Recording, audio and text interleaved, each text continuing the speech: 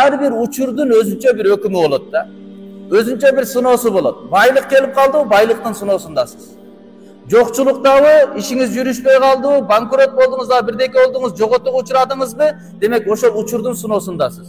Үйлөндүңүзбү, үй бүлөлүктүн сыноосундасыз. Ажырачтыңызбы, ошонун сыноосундасыз.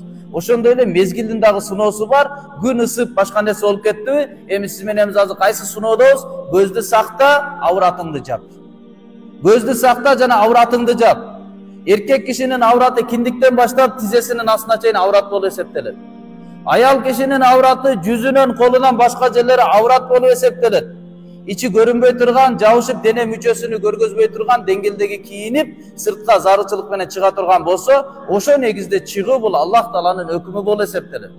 Ал өкүмгө аялдар да милдеттүү, аялдардын да сыноосу, алардан дагы өзгөчө чоңураак сыноо ата-энелер.